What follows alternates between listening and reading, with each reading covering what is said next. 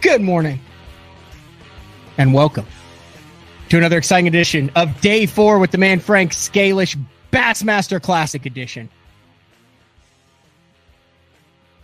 Does that just get you going, Frank, when you hear Bassmaster Classic Edition for BTO? Yeah, it gets me going. It got me going a lot better when I was actually fishing in one. We're going to talk about that today, a little bit of an abbreviated Day 4 with Frank SCALISH. Frank is actually, this is Thursday morning, so you're actually traveling from northern Ohio to the metropolis of Tulsa, Oklahoma, to take in all things Bassmaster Classic and meet your throng of fans and listeners who are excited to get all of the freebies that await them at the Lure Net booth. Yeah, I can't wait. I can't wait. Actually, I'm pretty excited to go. I actually have a new piece of I don't know if you call this apparel or possibly flair that I'm going to break out for the Tulsa Classic. My parents actually found this in Illinois at an antique show. Look at this belt buckle. Outstanding. Nice, dude. Just as good as it goes. An Oklahoma belt buckle. I'm going to attach that to an ostrich skin belt, call it good, and head to the Classic Expo Friday, Saturday, and Sunday. Nothing like a little bling. It was. So last year, so that's what we're going to talk about today. We're going to talk about the Classic, maybe reminisce on some of your classics, talk a little bit about changing conditions, because I had Kyle Patrick on BTL last week, and it was his first Classic, and he was intrigued with the fact that they had 3 days of practice and then they're off the water for 4 days. So what they have to do during this time of the year as conditions change is find those fish in a hurry, because if they don't, their Classic dreams are crushed. So we'll also get a little bit of the education in from that, and then give all the odds and ends of who, what, when, where, and why this week at the Bassmaster Classic Expo at Tulsa, Oklahoma. How's that sound for a good game plan, Frank? Perfect. And actually, my second Classic was all about changing conditions.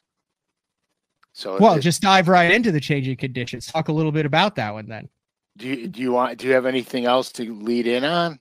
I mean, no. Let's get the nitty gritty out of the way.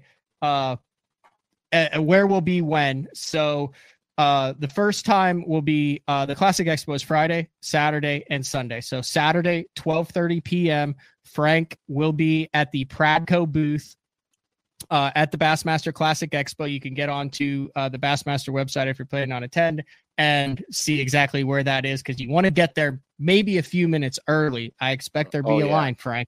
Oh, yeah. Because there are a limited number of color number 7s, the one knocker spook that Frank will be giving out and then autographing. It's your chance to hang out with Frank. So, and Matt, you will be with me. You will be by my side. My partner. I will be by your side. But I'm just saying, there's a very limited amount of times to get to meet you. I'm all over the place. Like, I'm doing the 9 opens and travel around and stuff. So I got you. Just to admit that you're the main attraction for Bassmaster Classic this week. We'll do it as a team.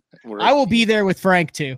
But you got to be excited for that. Last year, when we did the Classic meet and greet, I thought it was really cool how much the fan turnout meant to you afterwards. Everyone that came up with the stories and the stuff like that, like, really meant a lot to you personally, to see the impact that you've had for all of the 156 Day 4s that we've done over the past couple years. Yeah, it was exciting. It was very humbling, to say the least. It was very, very humbling.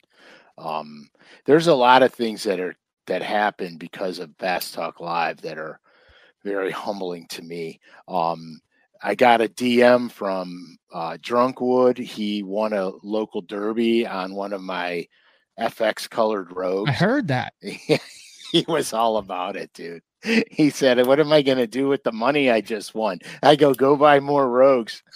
Oh, you got to have him take you out for a beer in Tulsa. 100%, dude, without a doubt. Yeah, check out John King, Drunkwood, INKY, Drunkwood in Kentucky. He makes all sorts of, like, that's his full-time job.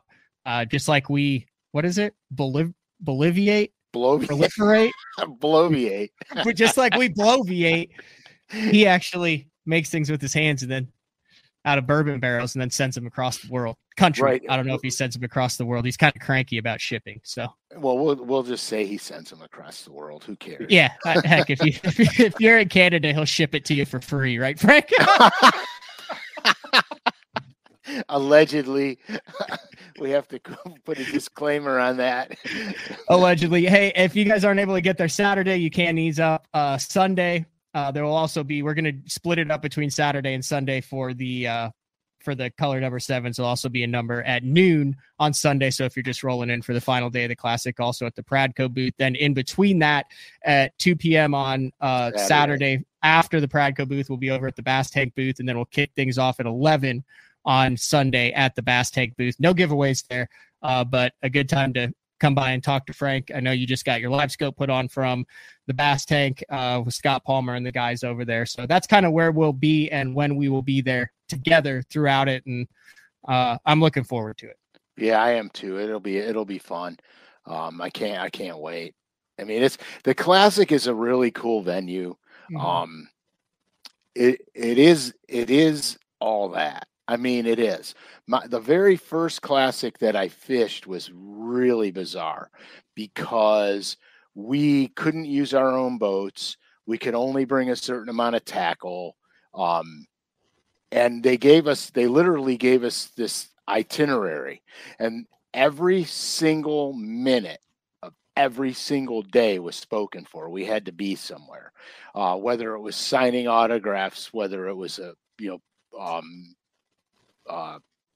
press conferences, whatever, media, the media day, every minute was spoken for. So we literally had to follow the schedule, and then they had, the banquets for us and everything else. And it was really wild for the first one. And the second one was less, it was less strict with an itinerary. We we pretty much had a lot of freedom and flexibility to do what we wanted to do, but we had certain venues we had to be at. And we got to use our own boats, thank God. We got to use our own boats. So the irony of it is that when I was down there for the pre-fish, we were on Lay Lake in Alabama, and I had a snowstorm.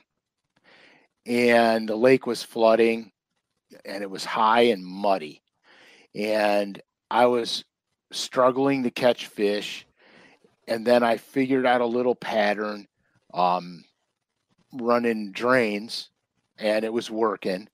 And so I just started running drains.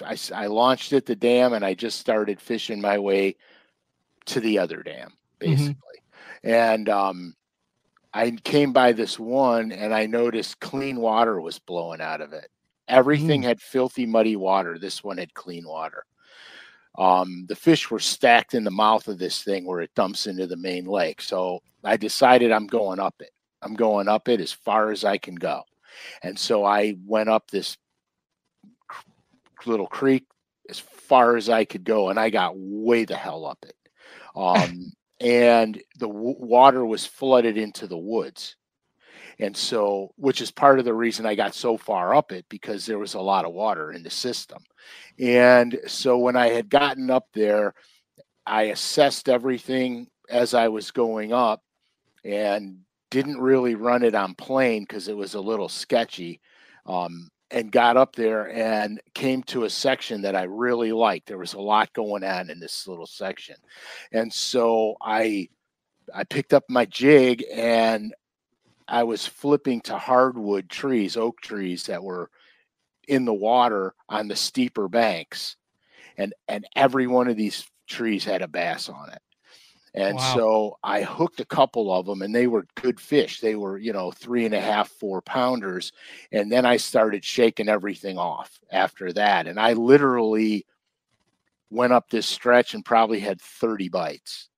And so I was like, oh my God, I'm going to win this. It's going to happen. Yeah. I mean, it was just a no brainer. And so I had checked out a couple other sections, and I had 2 more sections that had good quality on them. Plus I had the drains going on the main lake. So I had a backup plan. And as all things happen, nothing stays the same. Nothing stays the same. So I was talking with KVD, and we were yucking it up, and I said, "Hey, dude, if I win this thing, I might have to come to you for some business advice." And he's like, "Yeah," and he goes, "Yeah, no problem." He goes, "But let's take care of one day at a time." so, so I'm like, "Okay, dude, no problem." No problem. So anyway, the long and short of it is, I won't go into all the details, but the long and short of it is, I mean, feel free to. That's kind of what this show is, Frank. yeah, I don't want to throw anybody under the bus. Oh yeah. Truncate this version. Yes. So anyway, so I go in there in the morning of the first day of the event, and I don't have a terrible boat draw. I think I'm boat like 20 or 21 or something like that. So I go busting ass up there, and when I hit that creek mouth, I never took my foot out of the gas. I just trimmed it up and I let her eat because I knew I wasn't going to hit anything, at least to a certain point. I wasn't going to hit anything. So I get up there, and the first thing I notice is that all the trees that I was catching those fish at were bone dry. So the water had already come down. That's typically not good. And it's not good. And so I started where I was going to start, and I started fishing, and I caught a limit in 5 casts. And I don't think a single one of them fish was over 1.5 pounds. And so I started to panic a little bit. I kept fishing, hoping that maybe the bass, just relocated, but they were still within my reach. And I don't know how many bass I caught. I literally caught a lot, and none of them were any good. They were all small bass. And so I peeled out of there, and I went to it where the shallow water, where the first drop came and it first started getting deeper, and I started fishing there because I'm like, maybe they're pulling out with the water. So I started fishing there, and I started catching fish again, a couple of tiny little upgrades, nothing major, but I was still getting bit. So I backed out even farther and farther and farther. I could never find the good ones after that. I could never, I spent way too much time up that river system trying to find where the bigger bass went, and I was dying on the vine. I was catching fish the whole while, but nothing that could help me advance. You know what I'm saying? And so I made the commitment to stay and find them. And it was the worst decision that I ever made because I had other fish going that were better than the ones I was catching, and I should have just bailed. And so when I made the decision to leave, I ran to another spot I had on the main lake and called all them fish out, but still not what I was catching, nowhere near what I was catching. Anyway, the long and short of it is, the second day I just wung it. I just started over on the second day of the Classic. I wound up finishing in 21st, I think, 21st place in that Classic.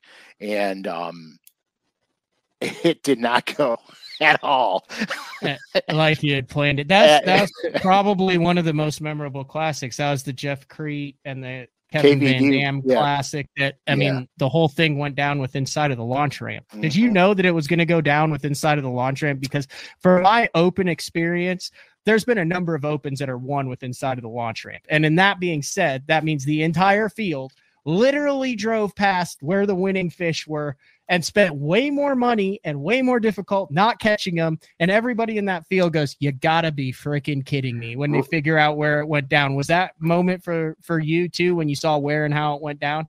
I'm going to tell you exactly how that moment went for me. I launched at the launch ramp that we were taking off out of one time, and it looked really good to me. And I said, I am not fishing here because everyone's going to fish here. and I never, I never even put my trolling motor down. I was like, dude, I'm telling you. And then when KVD told me where he caught him, I was like, are you bagging me, dude? Yeah, it was He's wild. like, no. He's like, I'm not even kidding you. I remember watching it back there. I remember beeswax was just chaos in there. There's half of the field. Like Crete was literally fishing like the takeoff ramp, and they had the Yamaha demo rides going on in that creek, and all the guys were like, what the hell? There's just boats going in and out like constantly because they were doing the demo rides in there. They're this is where we do the demo rides. And like, ironically enough, KVD at least went underneath the bridge. Yeah. Creek kind of stayed out where all the which ended up being the magic move, because you know you can't tell people where they can and can't be, but that bridge created a natural pinch point where he had a pond to himself, and then none of the other anglers could go back in there because he had to go through 50 spectators, and he kind of laid claim to it. And and then it was perfect. He had untouched water. Interesting story about that, Frank. I was talking to Matt Steffen, who just competed in his first Red Crest this past week on Lay Lake. And he said, dude, it didn't go. He had like a finish like you did. I think he might have finished 28th. And he said, dude, he goes, I had the moment though. And I said, what would that moment be, Matt? And he said, dude, he goes, one of the days of practice was really foggy. And he goes, I launch in beeswax.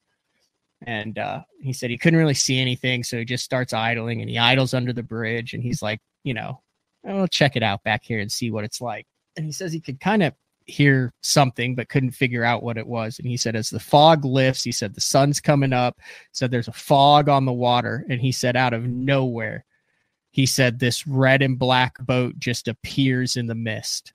And this gave me goosebumps. He goes, and it's just a practice day, and he said he just stopped, and he said he's a couple cast lengths away.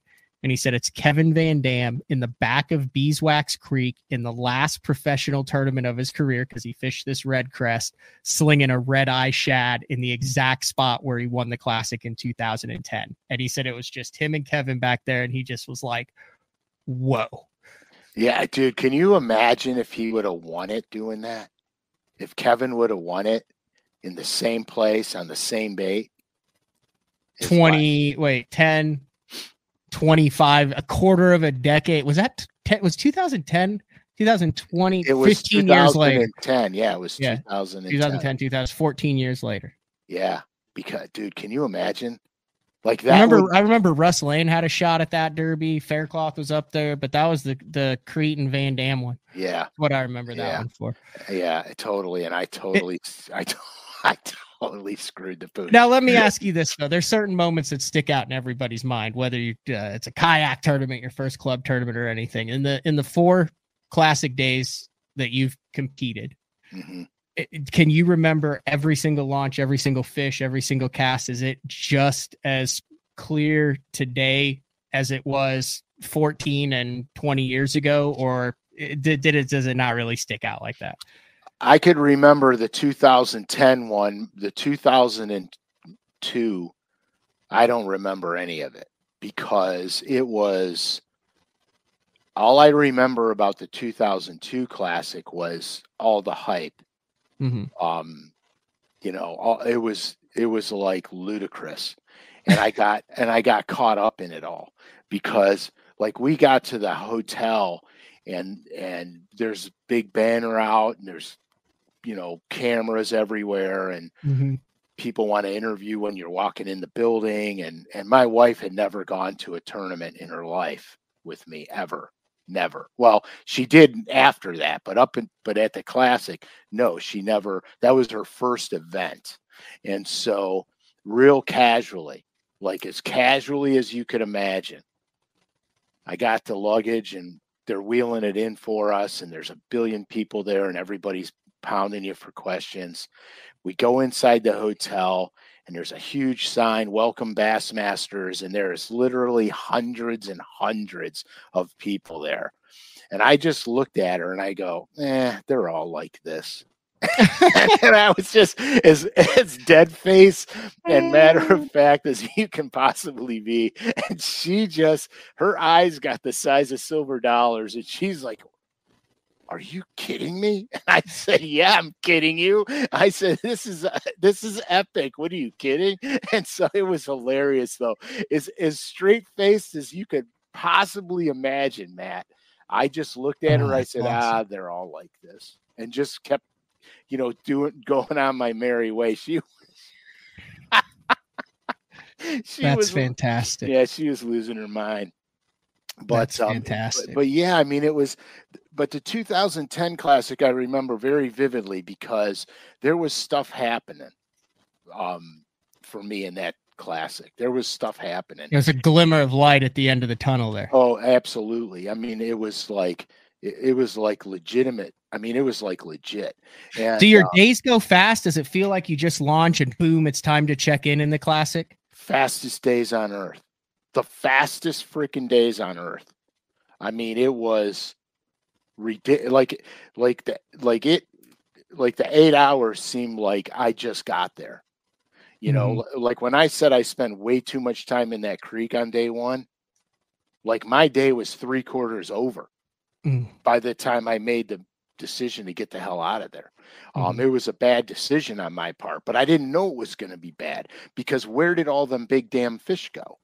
You know what I mean? Swim to a different part of the lake there. So I tell you where they were. Now what we know, they were just suspended out in the middle, Frank. I'm serious. Yeah, 100%. I mean, especially after how Connell won and where he won and up the river on the main deal, those fish were up there and they just pulled off and were just floating around like blimps. Yeah, and you know what's funny?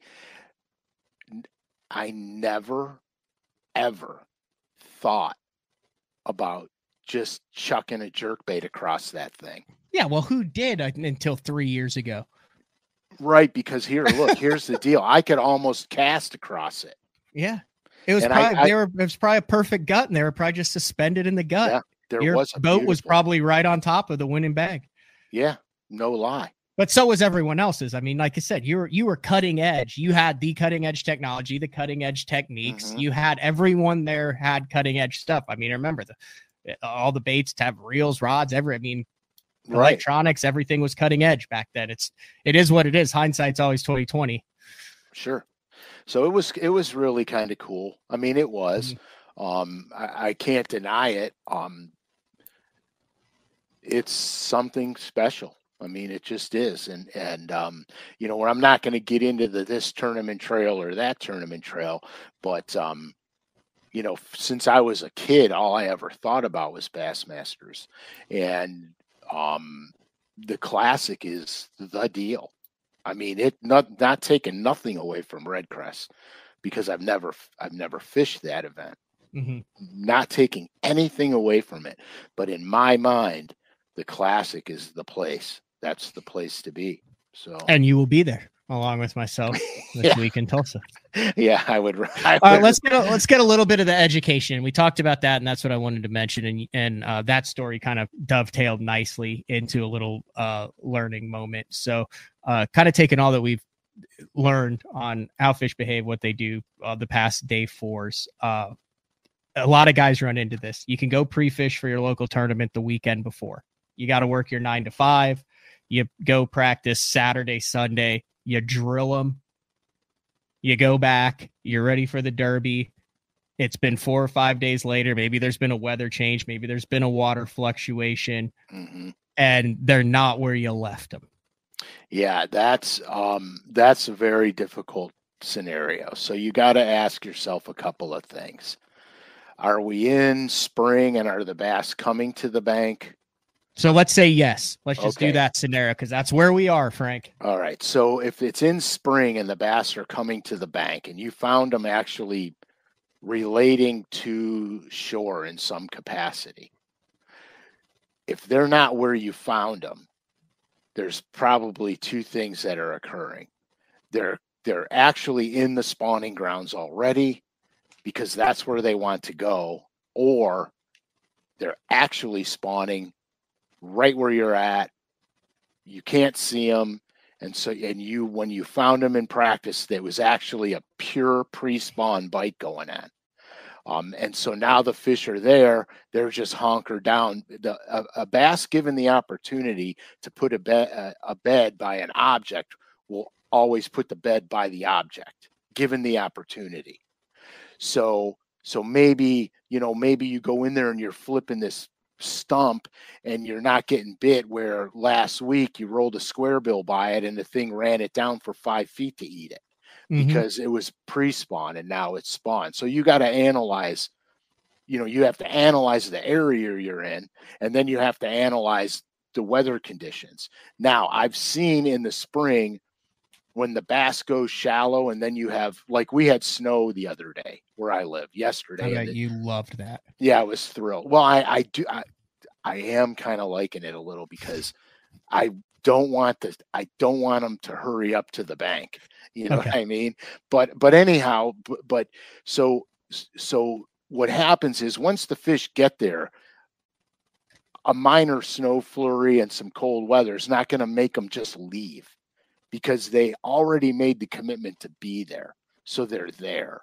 So now you might have to be fishing a frontal condition, a cold front condition. So you may have to change your tactics a little bit. The bass might be tighter to the cover. Their strike window might have went from this big to this big. You know what I mean? So now you got to start analyzing your conditions. The thing I hate the most about this cold weather period is muddy, dirty water. If the lake is not always muddy or dirty, if the lake always has color to it, it's not as drastic. But if the lake is a clean lake and then it gets muddy, that could be an issue, because that could literally turn the bite off in that area you're in. And then you're going to have to go look for clean water to try to catch some. But I mean, you just got to analyze. So what I'm hearing is, if you're doing it, your initial where you're starting getting bit, you need to understand why you're getting bit there. You need to look at the water color, the time of the year, how susceptible that section or area of the lake is to blowout, to fresh water running in, what the expected forecast is for the future. So when you come back, you can take into account how it was last week. You can notice what it is 4 or 5 days later and then make the appropriate adjustment. So there might still be a 5-pounder on the stump that you ran by. It just might mean that you have to slow down, tie a jig on, tie a piece of plastic, and fish slow, and you're fishing past them. It's not that the fish have left. They're there. You're just not giving them what can elicit a bite. That's good advice. That's easy, because I think the first thing we all think of is, oh my God, they're gone. Right, but they're not. That is what happened to me on Santee Cooper, Frank. They weren't gone. Yeah. They were high pre-spawn in the water column from the guys that I've talked to who've caught them in that area, because I was like, surely, this is my jam. A lot of the guys that caught them in my area caught them on bottom baits, a jig or a Texas rigged plastic, where I stuck with a wacky worm or a wacky rigged Cinco that was falling slowly, that I was getting bites on in practice. They had made beds down on the base in the roots to where they were difficult to see in the washouts, and a dragging bait past it elicited a strike where they would not come up to eat it like they would 3-4 days before, where I found those fish. What you just described is why I finished 160th there. Yeah. And I wish we'd had this conversation before. Yeah, exactly. Well, I mean, I learned the lesson the hard way also. I really did. We had a local tournament here, and this is no lie. So the lake level had come up a little bit, and if the lake froze, okay, so we get the thaw, the spring thaw comes, and there's still ice. There's literally ice, probably 2 inches thick, 8 inches off the water, where all the willow bushes come out of the water. There's chunks of ice like 3 feet, 3 feet by 3 feet. They're like platforms of ice, and there's 8 inches of air underneath them to the water. I had actually found fish in those areas. And you want to know the crazy thing? I wound up taking second in that tournament. And you know what? I was skipping my jig underneath the ice. And the bass, come on. Dude, God is my judge. I swear to you. I was skipping the jig underneath the ice, and those bass that were shallow stayed shallow, and they were underneath it. Now remember, they were 8 inches or so off the water. The ice Yeah. was in the trees, stuck in the Yeah. trees, Okay. and the bass were underneath it. They were literally underneath it, in where the bushes had come down because to a they had stop. decided that's where they were, and they weren't leaving. They were going to spawn there, and Yeah. they went there and they stayed there. My one buddy tanked the tournament, and he was catching them on shad wraps on the points. Okay, and he didn't catch them because they'd gone shallow and they stayed shallow, and he's out there going, dude, it's cold. They should still be on the shad wrap deal, but there had been that warm period where they had moved. 100%. So I mean, you learn lessons. You know what I mean? When you're doing this constantly, you learn. That's why we say on this show so many times, nothing beats time on the water. Yeah, it's true. And it's true.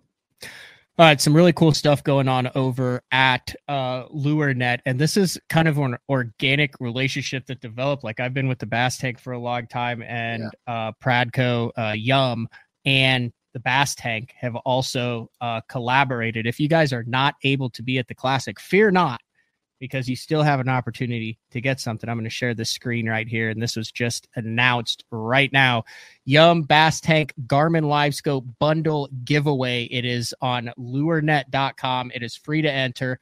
With the Bass Tank, it's a Garmin EchoMap Ultra 2, a 10-inch Garmin with Navionics, an LVS 34 transducer, the Beatdown Ultimate Shorty Electronics mount. This is literally what I run. And a complete collection of Yum FF sonar minnows and jig heads. It's a $4,400 value, and all you have to do is enter on the website. I do not see where it says it ends, so depending on when you're watching this, I would check it. If it's up and it's still going. But a great opportunity to get in the game completely free, $4,400. So when you are here, watch this. When you are over at LureNet using the loyal listener code BTL24 to get 15% off your regularly priced items at checkout, make sure you enter the Yum Bass Tank Garmin LiveScope Bundle giveaway. Yeah, I mean, I don't know why you wouldn't enter that to win a free LiveScope and a bunch of FF. Yeah, there's no it's like there's no trick to this. It's just a giveaway that they're doing. Yeah, it is. And here's the cool thing. You know, I got this is incredible. I actually got a couple packs of 4 and 5 inch forward facing sonar minnows to do a video on them when the product broke. I didn't get the whole array of colors. They only had a certain, amount of packs to give me. So I got those packs and I did the video with them. Well,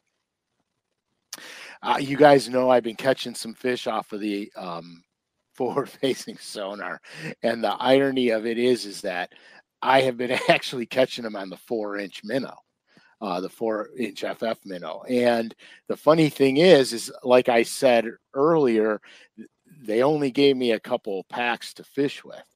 Mm-hmm. And so I had them, and I'm like, okay, I'll just fish with them, and I figured, well, when they come out, I'll just get them when they come out. You know what I mean? Because they didn't have enough to give me because they just got samples in. And they're still hard to find. Yeah. So I said, I'll get them when they came out. So this morning, the irony of it all is I actually went on LureNet, and I went to buy some, and they're running out of colors in certain of the sizes already and everything. And it's just going off the shelf. So I bought what I could. Did you use the loyal listener code? I am such an idiot. You just bought them. You didn't even use. I am such an idiot, dude. Capital BTL 20. Oh my God. I didn't even use the code. I am such an idiot. I can't. I swear to God, I was in such a hurry. I can't believe I didn't use the code. So this leads me. Oh my God. Tread lightly with this question. So this leads me to believe the more time you spend with this, the more you think you might be able to build a better mousetrap. Yeah. Are you thinking of better mousetraps to build that from the mind of Frank SCALISH might be coming down the pipeline in the next, as we've talked about, we're talking a long time out on production to get stuff on this, but dude, like your whole mind and world has been opened up to a new, yeah, I've already got products that are being made right now. That's gotta be kind of cool. Like stuff you never even have considered years ago or now, like the world is your oyster. Well, gosh, I got to be careful what I do. That's what I said. But I actually... You could just leave it at that. You could just say, yes, I just wanted just a tease. That's it. Okay, I'm going to just tease it. But I'm going to say I made this in 2010. Oh, really? And then you didn't realize that... we didn't have forward-facing sonar. I was doing something... I like it. Yeah, I was doing something more traditional and actually caught fish in the Classic on it. I like it. And then the bells went off when the bells, I can't get into detail. Yeah, no, that's fine. I said I just wanted to tease it because I think I know. I'm not sure though. I know you've mentioned some stuff. You 100% know. So yeah, that's something to look forward to in the next 6 to 12 months. Yeah, maybe sooner. Oh, I'm hoping sooner. Yeah, I'm hoping sooner. All right. I know you got to pack. I know you got a lot to do. I just wanted to come on and do kind of like a classic show for day 4. Any other burning topics on your mind that you want to get in before we get to the Classic here? No, I mean, I have a lot of show ideas. I want to thank some people for DMing me some show ideas because I'm going to use them. Sweet. For sure. So if you have any more show ideas, just pipe them in. I don't give a crap if it's forward-facing sonar, traditional. I don't care what it is. Pipe it in. We're going deep. After the Classic, we're doing some deep dives. So I'm excited about it. I'm excited about it too. Looking forward to seeing you. Is Frankie Jr. or any of the other crew rolling down with you, Frank? I'm just telling you right now, Frankie is coming with me because he is my mechanic and my extra driver. Oh, I thought you were going to say your DD, and I was like, no, this is a family-oriented show. Yeah, it is. It definitely is. Once again, 12:30 Saturday at the Pradco booth, limited run of the color number 7 one knocker spooks. I don't think those aren't out anywhere. Like this is like the only place you can get them right now, right? Oh yeah. Limited run of those, 2:00 on that this upcoming Saturday. The Bass tank. Well, we're recording this on the 19th, which is a Tuesday. I'm comfortable to say that. So that would be the 23rd, Saturday the 23rd, and then Sunday the 24th, 11 a.m. at the Bass Tank. And then we'll hold some. It won't just, if you can only get there for the final day, 12 p.m. High noon at the Pradco booth. Do you know if they're going to have the Great Lakes Finesse and Pradco items for sale at the Classic, Frank? I am not 100%. I don't think so, but Dan from Great Lakes Finesse will be there, so you'll be able to see him. But I don't think they're bringing any retail to the Classic. I would open this up and show everybody, but it has not ever been opened, and I really don't want to open it. So, yeah, don't open it. I'm not going to open it. I could have actually had my original. I kept number 7. Yeah, you've showed it before. We've shown the color 7 a number of times. So it's going to be an interesting Classic for everybody. So I am actually staying at the house during the Classic, and we'll be doing late night live shows. After dinner, I'm going to come back, and we're going to get a number of experts. Isn't the word? What pundits? I don't like the word pundit. I just don't like it. I don't like the way it rolls off of my tongue. Yeah. I don't like pundit. A number of outdoor riders, people who are in it. We're talking Pete Robbins, Dan O'Sullivan, and we're going to have video interviews from the guys during the day. We're going to do recaps. We're going to talk to 3 or 4 different guys every night. Nice. Just stay tuned to basszone.com to see when those times will. I'm thinking probably between 9:30 and 11 o'clock at night on Thursday, Friday, and Sunday night, possibly Saturday. Saturday might be the night that we go out and grab a bite to eat together. And I will probably do it every single night too. Yeah, just let me know. I will let you know. Yeah, I'm flexible. All right. All right, Frank, I'll let you get to it. I have a bunch of stuff to do to get ready for the Classic also. Stay tuned. Frank SCALISH on Instagram. SCALISH_fishing. Yeah, SCALISH_fishing on Instagram. We'll have Frankie Jr. posting your story and on there exactly the times of where you'll be and when you'll be. If you have any questions, at Matt Pangrak on Instagram as well. And then looking forward to it. Can't wait. See you in a few days, bud. I'll see you in a few days. Drive safe, Frank. You too, my man. See ya. Adios.